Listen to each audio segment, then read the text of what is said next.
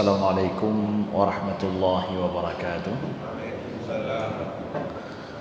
Alhamdulillahi rabbil alamin, hamdan yuwafi ni'amahu wa yukafi'u mazidah. Ya Rabbana lakal hamdu kama yanbaghi li jalali wajhikal karimi wa 'azimi sultanik. Allahumma salli wa sallim wa barik ala sayyidina Muhammadin wa ala alihi wa sahbihi wa sallim. Subhanaka la ilma lana illa ma 'allamtana innaka antal alimul hakim. Allahumma 'allimna ma yanfa'una wanfa'na bima 'allamtana wa zidna ilma.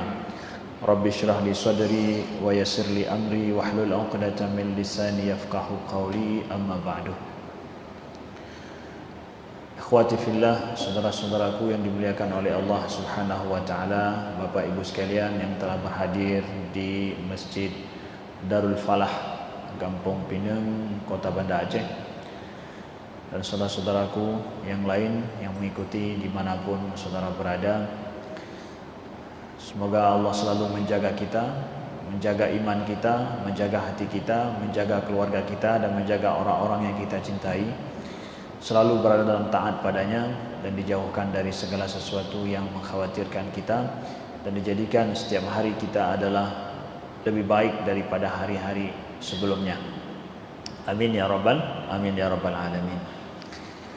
Saudara-saudaraku yang dimuliakan Allah, bulan Rajab adalah bulan kita memperingati tentang hari yang sangat mulia dalam sejarah Islam, sampai kita sendiri di negeri ini libur untuk memperingati hari tersebut, yaitu hari Isra dan Mi'rajnya Nabi Sallallahu Alaihi Wasallam pada tanggal 27 Rajab.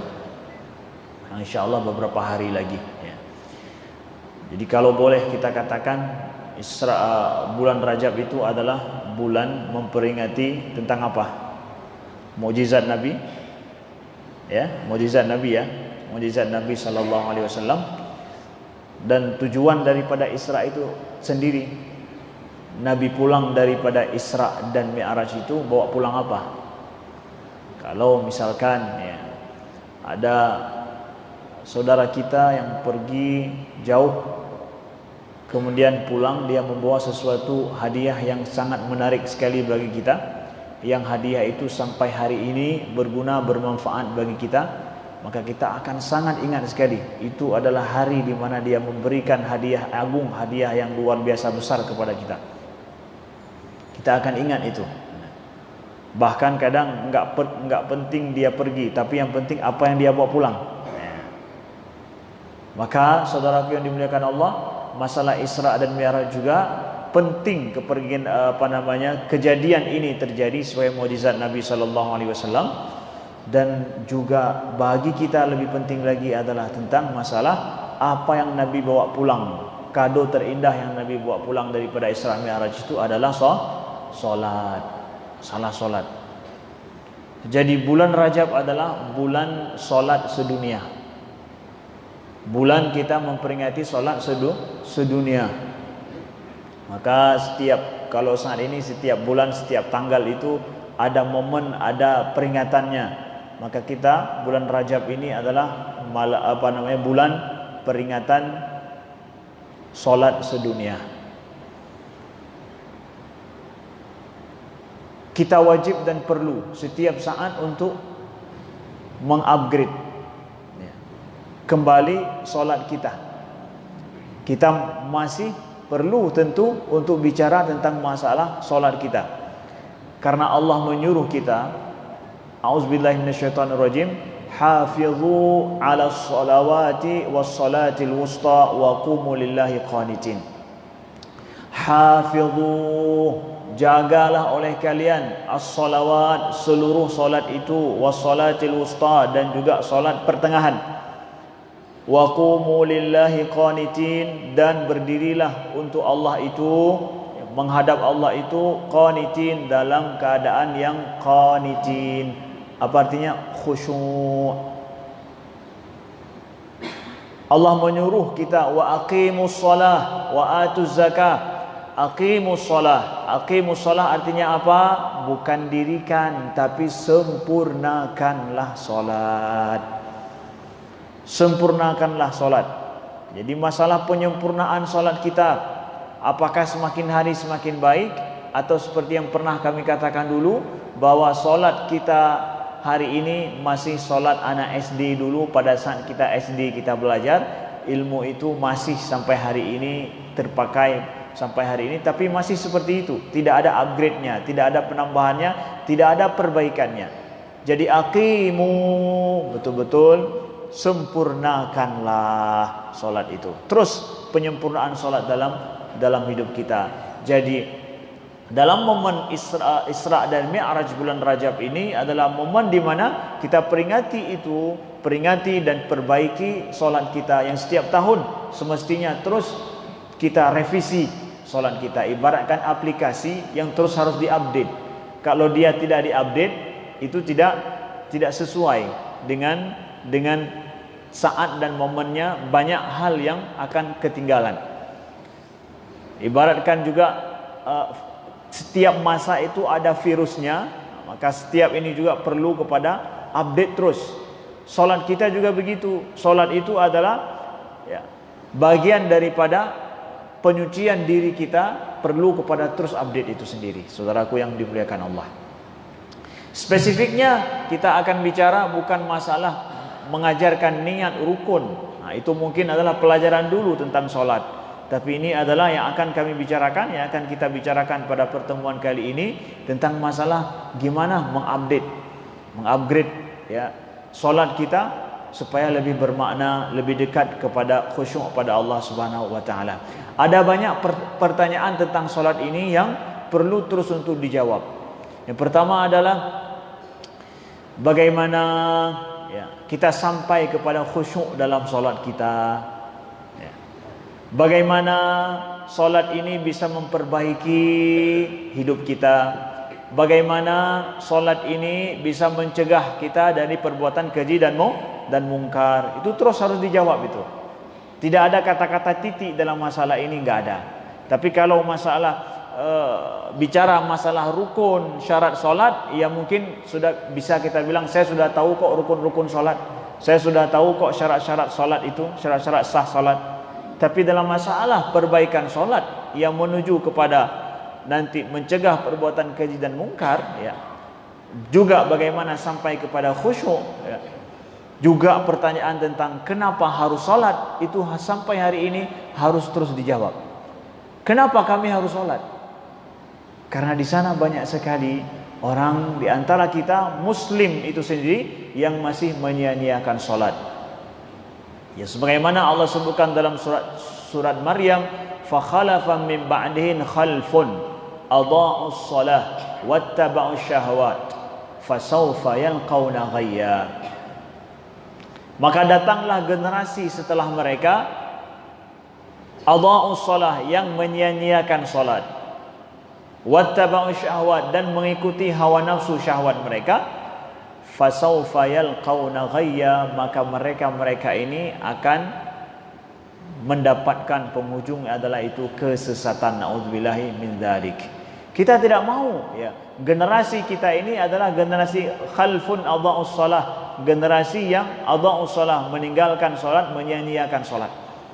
Jadi kalau boleh ya kita membuat survei, kita akan mendapatkan bahwa mungkin mendekati 30% daripada muslim itu sendiri di tempat kita yang masih tidak menjaga solat, atau mungkin na'udzubillah 50%. Kalau lebih daripada itu akan sangat mengkhawatirkan dan sangat menyedihkan sekali. Tapi kita yakin dengan fakta ini. Jadi kenapa harus solat? Harus terus dijawab setiap saat ternyata. Ya, kenapa harus sholat? Pertama, saudaraku yang dimuliakan Allah, ini juga untuk memaknai sholat kita. Karena sesuatu yang sudah menjadi biasa, ya, itu rasanya sudah tidak terasa. Sudah biasa, tidak terasa. Sholat juga bagi sebahagian orang, karena sudah terbiasa rutinitas seperti itu, juga menjadikan dia tidak terasa. Karena sudah terbiasa. Saudaraku yang dimuliakan Allah, kenapa harus sholat? Pertama ini, kenapa harus sholat? Pertama segmennya kita bicara kepada mereka yang masih menyia-nyiakan sholat. Saudaraku yang dimuliakan Allah, kenapa harus sholat? Dan bagaimana kita mengajak saudara kita untuk melaksanakan sholat? Ini kewajiban setiap waktu. Pertama, kenapa kita harus mengajak orang untuk sholat? Dan kenapa harus sholat? Pertama adalah, saudaraku yang dimuliakan Allah, awal ma yuhasabu bil abdu yaumal qiyamati min amali salatuhu, bahwa yang pertama sekali akan dihisab oleh Allah nanti pada hari kiamat itu adalah solatnya, kata Nabi SAW. Kenapa saya harus mengajak anda untuk solat? Wahai saudaraku yang dimuliakan Allah, jaga solat ini karena nanti yang pertama sekali dihisab oleh Allah pada hari kiamat itu adalah solat. Itu yang pertama sekali Allah akan mempertanyakan pada kita. Fa'in saluhat faqad aflaha wa anjah. Kalau seandainya solatnya itu baik, cukup sana sini, maka dia akan menang, akan senang, sukses nanti pada hari kiamat. Fa'in fasadat, kalau dia rusak, faqad khaba wa khasir, maka sungguh dia itu khaba wa khasir, dia akan merugi dan akan menyesal nantinya, saudaraku yang dimuliakan Allah. Jadi kenapa saya harus mengajak saudara kita dan mengajak siapapun untuk jaga solat dengan baik dalam hidup? Karena yang pertama akan dihisab oleh Allah besok hari kiamat, saudaraku yang dimuliakan Allah. Kemudian kenapa anda harus solat? Bagi yang masih jauh dan tidak menjaga solat dengan baik adalah, solat itu adalah silah. Solat itu adalah silah. Silah artinya apa? Penghubung. Solat itu adalah silah, itu adalah penghubung, link. Link kita dengan siapa? Penghubung kita dengan siapa? Penghubung kita dengan Allah Subhanahu wa taala. Hanya dengan solat. Satu-satunya penghubung kita dengan Allah Subhanahu wa taala. Penghubung kita hari ini tahu, kalau ada orang penting, yang penting apa? Kita punya hubungan, kita punya link. Ketika kita punya link, punya hubungan dengan orang penting, kita akan merasa aman. Kita akan merasa aman. Maka solat ini adalah penghubung kita hamba yang hina dina, yang dhaif, fakir, yang gak ada apa-apanya ini, yang terhubung dengan Allah Subhanahu wa taala. Pada saat kita terhubung dengan yang maha pemurah, maha pengasih, yang maha kaya, yang maha segalanya, kita yang hina dina ini kemudian akan berharga. Nyembek macam-macam, soalnya anak gubernur. Nyembek macam-macam, kenapa? Itu adalah tangan kanannya Bapak Presiden. Baru, kenapa? Dia punya hubungan khusus, dia punya link khusus. Maka sesuatu yang berharga, sesuatu yang hina, ketika ada hubungan khusus dengan sesuatu yang paling mulia, dia pun akhirnya menjadi mulia. Solat kita itu adalah silah. Solat kita itu adalah tali penghubung kita dengan Allah Subhanahu wa taala. Kalau tidak ada solat, saudaraku yang dimuliakan Allah, dalam hidup, maka kita tidak ada yang menghubungkan kita dengan Allah Subhanahu wa taala. Kita tidak ada memiliki komunikasi khusus dengan Allah Subhanahu wa taala. Kita tidak punya jalur khusus dengan Allah. Makanya kenapa harus solat? Dan kita terhubung dengan Allah, apakah setahun sekali? Apakah sebulan sekali? Apakah seminggu sekali? Kalau dalam hari-hari kita, orang yang paling dekat dengan kita itu adalah orang yang paling banyak kita hubungi. Makanya kalau HP kita ada yang hilang, kita akan lihat kalau ada orang menemukan HP seseorang yang hilang, dia akan melihat call yang paling terakhir. Ini HP punya siapa ini? Ya. Atau dia akan lihat pada nomor yang paling sering dihubungi. Kenapa? Ini mesti orang dekat. Kita mau tahu, kita akan telepon orang ini, kita bilang bahwa ini Anda kenal dengan HP dengan nomor ini punya siapa? Ya, saya kenal. Pasti itu kenal itu. Karena apa? Yang paling banyak dihubungi. Nah, HP-nya ketinggalan di sini, mohon diambil. Pasti itu dekat karena sering dihubungi. Dengan sholat kita adalah saat kita komunikasi paling sering dengan Allah. Kapan? Setiap hari dan bukan sekali. Ya. Kalau sehari sekali, okeylah dekat. Tapi lebih daripada sekali. Tidak kurang daripada 5 kali kita menghubungi Allah Subhanahu wa Ta'ala. Dekat gak? Dekat gak kita dengan Allah? Dekat gak seorang hamba dengan Allah? Setiap hari dia menghubungi, bukan sekali, tetapi 5 kali. Allah menginginkan kita itu dekat dengannya. Dengan solat, saudaraku yang dimuliakan Allah. Apakah ada kalau HP itu, ya kalau HP kita itu ada nomor khusus, kita harus tahu nomornya baru kita bisa menghubungi. Kalau seandainya kita tidak tahu nomor, kita tidak bisa menghubungi. Maka saudaraku yang dimuliakan Allah yang masih menyia-nyiakan sholat, kalau nggak tahu nomor untuk menghubungi orang penting yang kita ingin berkomunikasi dengannya, nggak bisa komunikasi. Dengan Allah ada nomornya, Ustaz. Apakah dengan Allah ada nomornya juga untuk kita menghubungi Allah? Ada. Bagi yang belum tahu nomor berapa saya menghubungi Allah, catat hari ini saudaraku yang dimuliakan Allah. Ini bagi siapa yang masih menyia-nyiakan sholat. Dan tolong kasih tahu kepada orang-orang itu yang di luar atau siapapun saudara kita yang dekat dengan kita. Berapa nomornya Ustaz? Supaya saya bisa menghubungi 5 kali sehari. Nomornya adalah tekan 2 4 4 3 4. Itu nomornya. Masih kalau ada yang belum hafal, ya, maka nomornya adalah 2 4 4 3 4. Kalau kurang satu nomor, masuk nggak? Nggak masuk. Dia harus komplit nomornya. Nomornya harus ada 5 digit. 2 4 4 3 4. Kalau mau suara lebih jelas, lebih terang, sinyal lebih kuat, ngomong lebih lancar, komunikasi lebih lancar, maka tambahkan, ya, 2 2 2 2 2 2. Tambahkan terus itu. Setelah itu tekan 2 2 2 2 2 terus. Perbanyak sholat sunnah supaya komunikasi lebih lancar. Ini bagi saudaraku yang masih menyia-nyiakan sholat. Kemudian kenapa saya harus mengajak orang untuk sholat? Kenapa saya harus kasih tahu kepada saudara saya yang masih belum mau sholat? Ya. Kenapa saya harus sholat, Ustaz? Ya.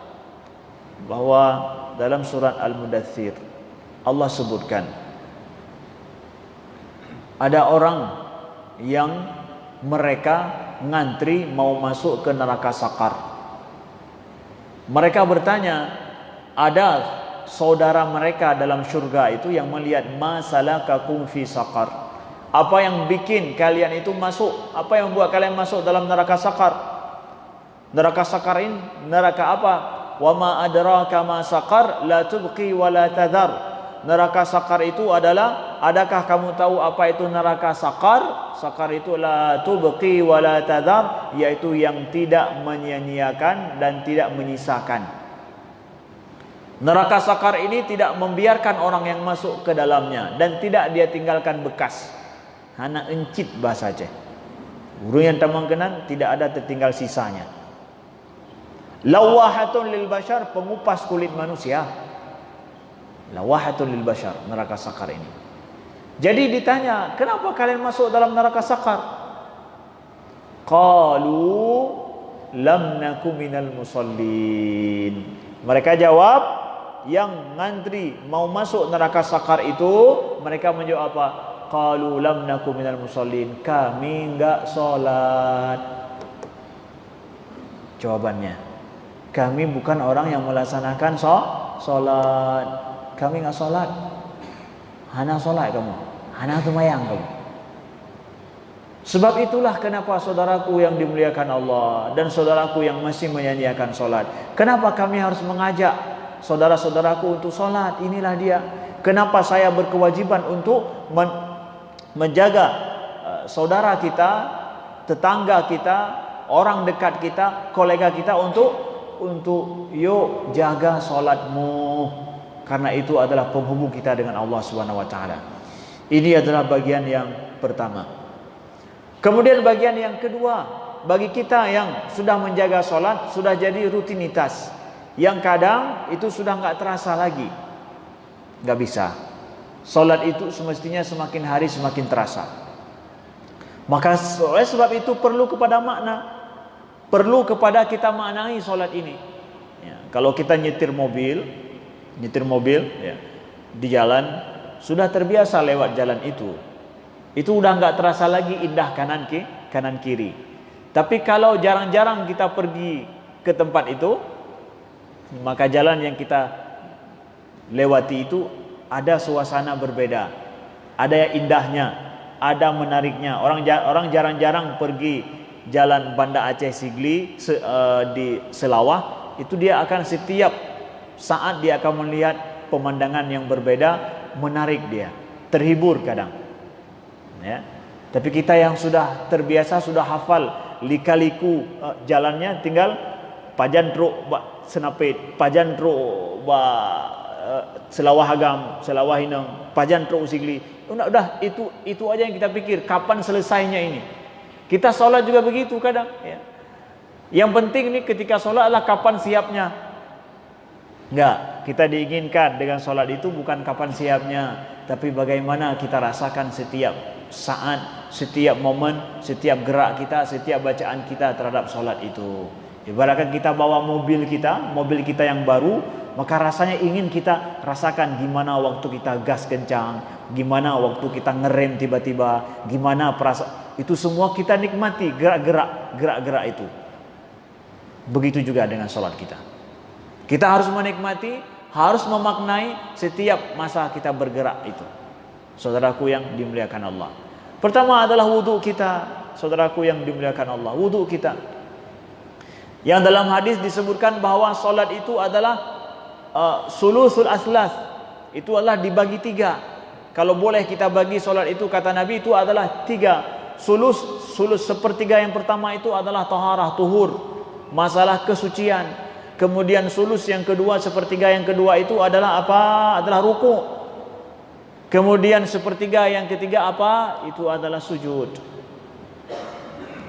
Itu adalah ibaratkan kita bawa mobil ya, kenyamanan itu, kemudian ngeremnya, tarikannya, ini dia ya, nyamannya waktu kita duduk, tidak goyang sana sini, tapi jalannya itu betul-betul nyaman sekali mobil ini, ngeremnya mantap, kemudian gasnya pun tarikannya kuat, bagus.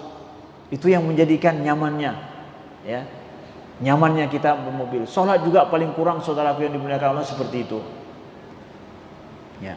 Tuhur, suci. Sholat itu masalah kesucian. Jadi sholat itu bagi kita yang sudah terbiasa, saudaraku, sholat itu masalah kesucian, tuhur ya, bukan kebersihan. Kalau bersih secara fisik aja, tapi suci itu adalah bersih luar dalam. Maka wudhu kita itu pintu masuk awal kita pada sholat. Kalau nggak ada wudhu, itu nggak ada sholat. Maknanya apa ya? Kebersihan secara zahir terhadap tubuh kita, kemudian suci pada pakaian kita ya.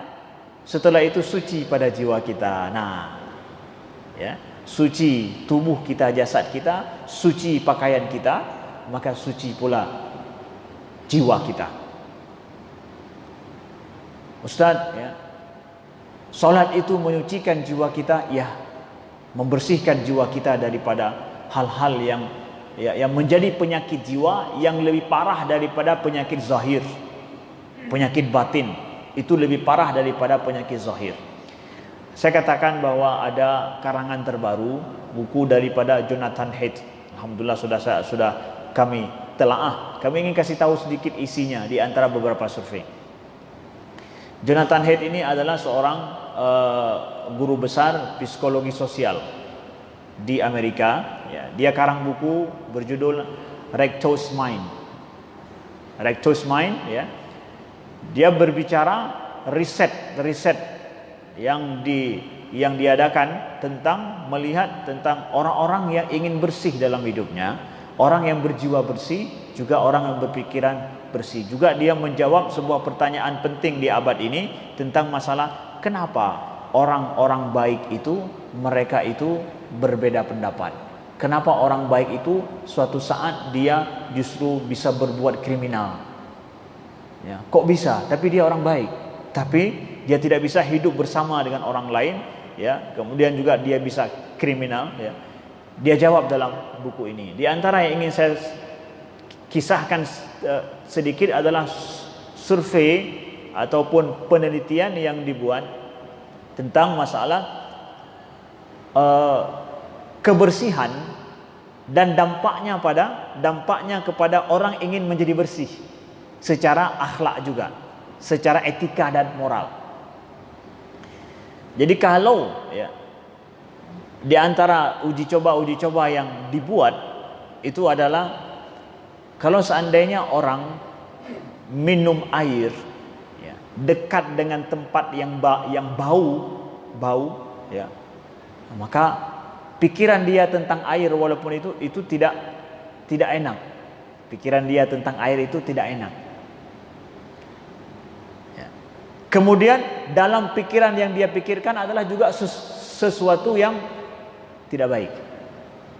Kalau dekat sampah, dekat sesuatu yang bau busuk ya. Tapi pada saat ya dia berada dalam suasana yang nampak bersih, kemudian juga tidak berbau wangi, maka pada saat dia minum air, pikirannya tentang air itu baik, kemudian juga muncul inspirasi-inspirasi yang baik. Yang banyak survei-survei model-modelnya yang dia sebutkan sampai akhirnya dia sebutkan bahwa orang yang menjaga kebersihan secara fisik, maka dia akan menjaga kebersihan secara mental dan moral juga. Pembiasaan untuk menjaga diri di tempat yang bersih ya, tidak kotor, maka secara jiwa dan mental akan menjadikan orang juga ingin nampak bersih. Paling kurang ingin nampak bersih dulu. Ingin tidak nampak kotornya. Secara kejiwaan juga. Secara kejiwaan. Di sini kita sholat misalkan, kalau memang ini bisa kita hubungkan hasil penelitian uji coba ini ya, bahwa dalam hidup kita orang muslim disuruh oleh Allah untuk menjaga betul kebersihan kita, khususnya dalam sholat kita sehari semalam 5 waktu, tubuh kita bersih, kemudian pakaian kita terjamin bersih seperti yang kita nih hari ini yang duduk di sini, yang berada di masjid habis sholat, kita yakin luar dalam itu bersih, tidak bau sedikit pun pakaian yang dipakai. Bahkan disukai kita pergi sholat memakai wangi-wangian lagi. Jadi wangi harum yang bersih itu menjadikan orang ingin bersih secara moral. Ya, bersih secara emosional, dia bersih. Dia juga ingin orang menganggap dia itu baik. Kalaupun enggak betulan-betulan baik, tapi ingin menampakkan dirinya baik pokoknya. Mengarah ke arah situ. Ini pendidikan penting dalam sholat kita ternyata ya. Pendidikan penting dalam sholat kita, saudaraku yang dimuliakan Allah. Jadi ini bagi kita yang merasa sudah hari-hari kebiasaan sholat, maka sholat saudaraku membersihkan jiwa. Jadikan betul-betul rasakan itu bahwa kesucian, kebersihan dalam sholat ini pendidikan terhadap pembersihan jiwa. Itu ya, merupakan upgrade solat dan update solat kita harus setiap hari. Bagaimana, sejauh mana sudah moral etika kita terbersihkan dengan seringnya kita melaksanakan solat yang bersih, di tempat yang bersih, baju yang bersih, di tempat yang wangi kalau bisa lagi. Nah, inilah dia konsep solat memang seperti itu. Saudaraku yang dimuliakan Allah. Jadi kalau sebaliknya kotor, orang yang sering bergelimang dengan kotor di tempat yang kotor, berbau lagi secara mental, secara kejiwaan juga dia siap untuk menerima kotor secara jiwa, kotor secara mental juga. Nauzubillah min dzalik. Itu kebalikannya. Kemudian kita ingin jawab yang terakhir sedikit adalah, mungkin tidak semua mampu kita jawab tentu dalam sekali pertemuan, tentang masalah khusyuk kita pada Allah Subhanahu wa taala dengan solat ini. Bagaimana Ustaz sampai kepada khusyuk itu? Wa qumu lillahi qanitin, Allah suruh hafizu ala salawati was salatil wusta, wa qumu lillahi qanitin, jagalah oleh kalian semua solat itu dan solat pertengahan, dan berdirilah menghadap Allah dalam kondisi yang khusyuk. Khusyuk itu apa sih? Lainul qalb. Ya. Khusyuk itu adalah secara bahasanya kita katakan adalah hati yang tenang, ya. Hati yang layin itu adalah lunak, ya. Hati kita lunak, kemudian jawarih kita yang sakinah, kemudian anggota tubuh kita yang tenang juga. Hati yang tenang, hati yang lemah ataupun lembut, kemudian adalah jiwa kita yang tubuh kita, jasad kita yang tenang. Tenangnya jasad kita akan tenang pula hati ini, ya. Maka saudaraku yang dimuliakan Allah, khusyuk solat itu adalah inti daripada solat, ujung akhir daripada solat itu sampai kepada khusyuk. Adanya rukun, adanya syarat solat itu semua supaya sampai pada tujuan itu adalah khusyuk. Ibaratkan rumah yang kita buat, inti daripada apa yang kita bangun, rukun-rukun rumah, pondasi, tiang, kemudian ornamen rumah kita, interior rumah kita, ujung-ujungnya apa? Nyaman untuk kita tinggal di dalamnya. Solat juga begitu, sampai kepada khusyuk. Gimana caranya Ustaz kita sampai kepada khusyuk? Wallahu alam, saya pun tidak tahu gimana caranya. Tetapi ada sebahagian para ulama kita menyebutkan untuk sampai kepada khusyuk secara teknis yang mudah itu adalah jaga wuduk kita dengan benar. Jangan lagi ngomong-ngomong ketika berwuduk, mulai dari wuduk sampai solat nggak ada lagi omongan kita, diam, jangan ngomong-ngomong lagi, sudah selesai. Betul-betul pikiran kita persiapkan untuk solat. Kemudian kalau belum makan, sebelum solat persiapkan untuk tidak ada terasa lapar. Kalau perlu ke WC, kamar mandi, persiapkan ke WC, ke kamar mandi sebelum solat. Betul-betul ketika masuk solat enggak teringat kepada perut kita, baik lapar atau diputar perut kita, enggak ada itu, ya. Kemudian jangan tergesa-gesa sekali masuk solat, jangan pernah tergesa-gesa menuju atau pergi ke tempat solat pada saat takbiratul ihram. Kita disuruh datang cepat untuk solat, bukan datang bersegera tergesa-gesa untuk solat. Ya. Kita enggak disuruh tergesa-gesa untuk solat, tapi disuruh cepat datang untuk solat, ya. Tapi ketika kita terlambat untuk solat, apakah saya tergesa-gesa, saya lari lebih bagus? Enggak. Justru makin kita lari, makin kita enggak paham tentang solat. Tegah tak kageplung semayang kau, makin nyemberti hanampung semayang. Ya. Dia tidak paham solat.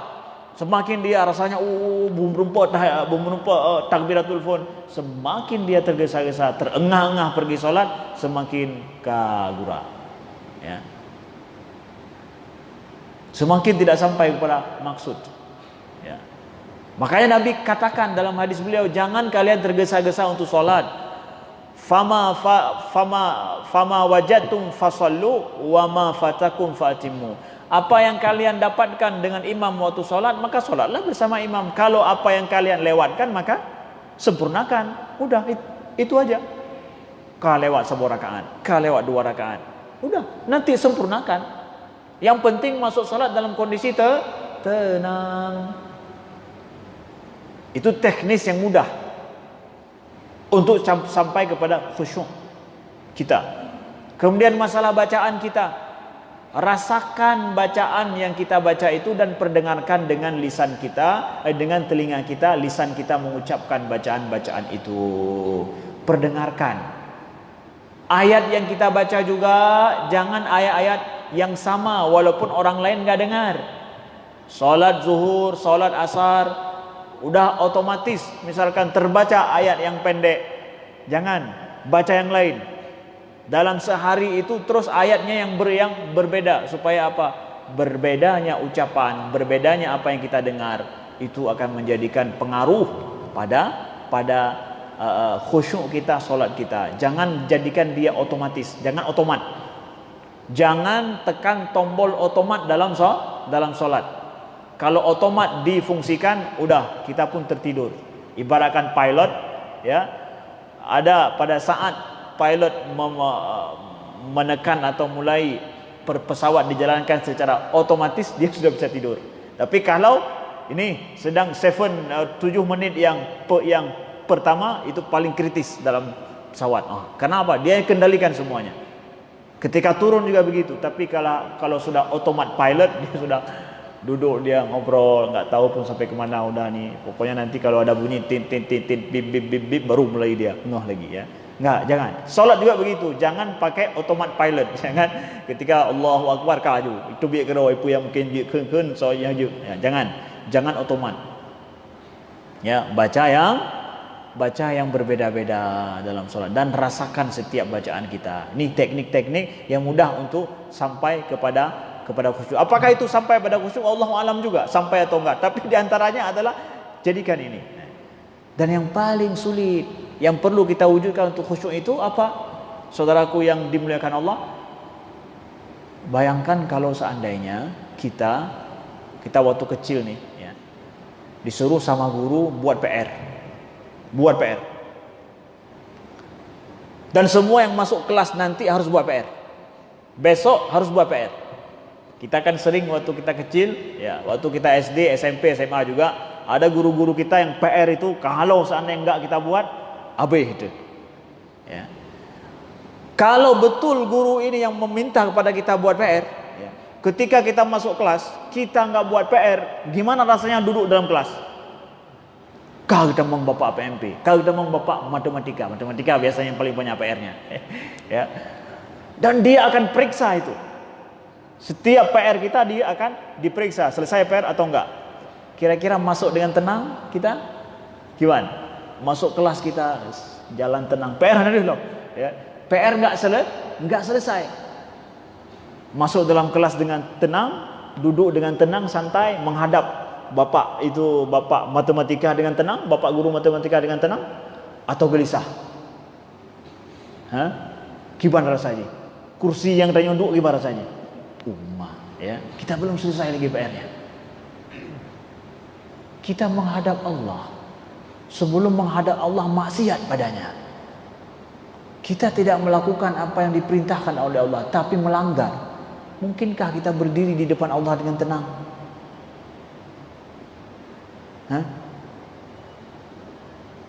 Sedangkan kita tahu Allah tahu semua apa yang kita buat. Mungkin kita akan tenang. Nah, itu dia. Di antara PR kita untuk khusyuk kita. Paling kurang kita menjawab, saya tidak mau maksiat pada Allah. Kenapa? Hilang khusyuk saya nanti dalam sholat. Saya enggak buat PR. Kenapa? Enggak tenang saya masuk kelas nanti. Saya mau jumpa sama Pak itu dengan hati yang tenang, bisa senyum dengan beliau, bisa dekat dengan beliau. Kenapa? Semua PR-nya saya selesaikan. Begitulah saudaraku yang dimuliakan Allah.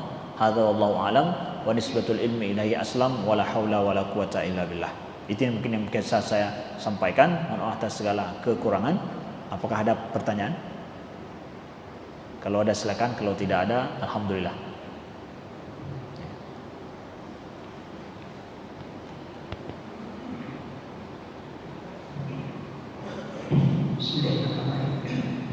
Ustaz yang hormati, apakah hal duduk dan berwudu khusyuk?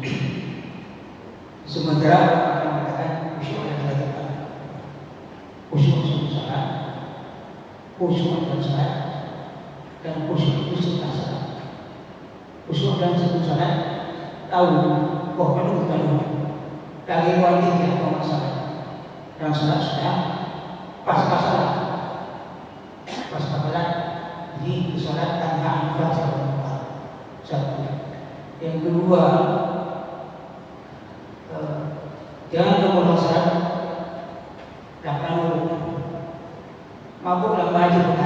atau mampu mengatakan apa yang kita ucapkan tidak selesai. Kalau doa ini itu mampu apa demikian? Ya, tentang masalah khusyuk kita sebelum solat, ketika solat, pasca solat. 3 fase khusyuk kita, betul. Khusyuk itu diwujudkan dalam 3 fase. Makanya kenapa kami katakan sebelum solat itu adalah diantara khusyuk yang kita usahakan sebelum solat. Ketika sedang solat kita rasakan itu apa yang kita bacakan itu, ya. Kita rasakan setiap gerak-gerik kita dalam solat. Ketika rukuk kita rasakan ini sedang rukuk. Ketika sujud kita rasakan ini sedang sujud. Ya, jangan pakai autopilot, jangan. Ya, betul-betul ini pesawat sedang menukik, pesawat sedang naik, ya, pesawat sedang lurus, itu kita rasakan. Kita juga begitu, kita rasakan itu. Kaki kita terasa sakit ketika berdiri, kita rasakan itu. Ini berdiri saya di depan Allah. Sakit kaki kita, lama rasanya. Ya, imamnya semakin lama bukan semakin benci sama imam, tambah nih enggak ruku-ruku, tapi rasakan semakin sakit kaki saya di depan Allah ini. Berdiri saya di depan Allah, makin lama semakin sakit rasanya. Betul-betul saya sedang berdiri, kita rasakan itu. Ya, kita rasakan itu ketika kita sedang sholat.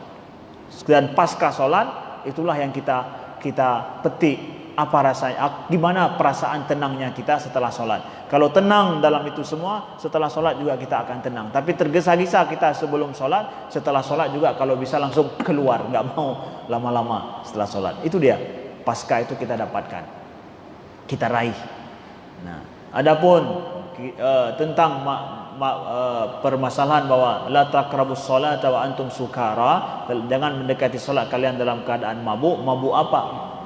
Maksudnya mabuk dalam kondisi mabuk secara asli, enggak sadar diri, betul memang enggak sadar diri, karena ayat ini diturunkan pada saat belum diharamkannya khamar. Ada yang datang sholat masih terbawa imbas-imbas daripada itu, ya, sehingga dikatakan dia mabuk. Begitu juga boleh jadi adalah mabuk adalah orang sholat enggak sadar apa yang dia ucapkan, kan mabuk, ya.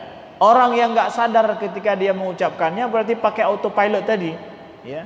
Dia nggak sadar tiba-tiba sudah waladhdallin, kabih kok, ya.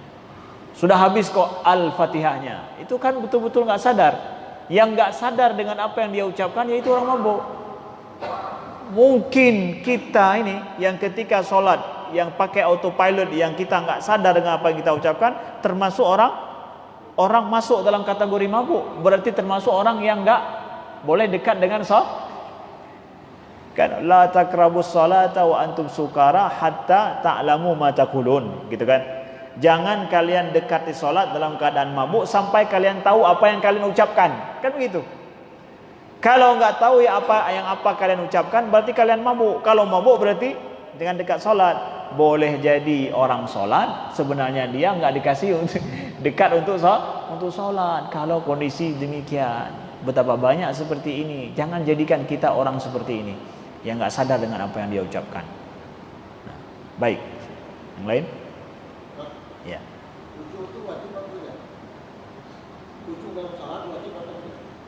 Tujuh. Oh, khusyuk, ya. Khusyuk dalam salat itu wajib atau tidak? Syarat, rukun sudah jelas wajib. Wajib secara fikih. Sedangkan khusyuk itu adalah tujuan daripada solat itu sendiri. Kalau saya buat rumah, apakah saya harus mendirikan pondasi? Apakah saya harus mendirikan pilar, tiang? Apakah harus saya buat atap? Apakah harus saya membuat dinding? Pertanyaannya mudah kita jawab, itu kan? Haruslah. Namanya rumah. Gimana enggak ada seperti itu? Gimana jadinya, ya kan? Haruslah semuanya. Kemudian pertanyaan, setelah rumah siap, haruskah saya tinggal di situ? Coba jawab. Haruskah saya tinggal? Ini persis juga pertanyaan kita. Haruskah khusyuk? Wajibkah khusyuk? Pertanyaannya, jadi kalau nggak tinggal di rumah itu, untuk apa juga Bapak buat rumah? Kan pertanyaan seperti itu, kan? Kalau nggak tinggal, setelah semua bapak berusaha membuat pondasi, pilar, semua interior yang bagus, kemudian nggak tinggal, untuk apa juga buat rumah? Begitu juga dengan sholat. Jadi ketika sudah dijaga syarat, rukun semuanya, untuk apa juga menjaga itu kalau nggak sampai kepada khusyuk? Begitu saudaraku yang dimuliakan Allah. Tujuan akhir sholat. Rumah kita juga, untuk apa rumah itu? Untuk saya tinggal di situ. Baik. Lanjutannya Ustaz, kalau khusyuk itu wajib dan boleh kita katakan, sementara kita tidak 100% khusyuk, Ya. kira-kira berapa persen khusyuk kita yang tidak kita capai sehingga ada kesimpulan? Betul, bagus ya. Terima kasih. Berapa persen khusyuk harus kita dapatkan dalam sholat? Setiap orang akan berbeda persentase khusyuknya, dan sejauh itulah peringkat sholatnya. Peringkat sholat orang tidak sama, berbeda-beda satu sama lain. Bahkan mungkin dari waktu ke waktu. Kalau subuhnya, khusyuk subuhnya dengan zuhur dengan asarnya akan bahkan berbeda. Semakin persentase khusyuk semakin tinggi, maka solatnya pun semakin tinggi derajat dan semakin full pahalanya. Semakin kurang khusyuknya, maka berkurang pula dengan demikian adanya. Tetapi bukan berarti kalau kurang khusyuk berarti saya tidak perlu solat. Kenapa? Kan inti solat itu khusyuk. Jadi kalau nggak sanggup khusyuk, ya nggak usah solat. Enggak, wajib tetap laksanakan solat. Maka gapailah khusyuk semaksimal mungkin semampu kita. Ya, semaksimal mungkin semampu kita. Ibaratkan sudah buat rumah, tinggali rumah itu. Walaupun mungkin sehari sekali datang atau sebulan sekali, mesti saya, kalau enggak rugi rumah saya. Hana lun tahu, hana lun ja. Semakin kita banyak tinggal di rumah, itulah inti daripada rumah yang kita tinggali. Semakin full khusyuk kita, maka itu adalah semakin bagus solat kita. Itu adalah upaya dan tujuan yang harus diusahakan dalam solat itu sendiri. Dia tidak otomatis, tapi setiap waktu, setiap saat dia harus terus diupayakan. Ingat ini. Jadi khusyuk itu usaha yang terus harus diupayakan dari waktu ke waktu, dari saat ke saat. Sekian, mudah-mudahan Allah berikan khusyukan kita dalam solat kita lebih baik, dijadikan kita muqiminas shalah wa min dzurriyyatina rabbana wa taqabbal du'a. Allahumma ja'alna muqiminas shalati wa min dzurriyyatina rabbana wa taqabbal du'a. Ya Allah, jadikanlah kami dan juga keturunan-keturunan kami termasuk orang yang menjaga solat. Amin ya rabbal alamin. Subhanakallahumma wa bihamdika asyhadu an la ilaha illa anta astaghfiruka wa atubu ilaika. Wassalamualaikum warahmatullahi wabarakatuh.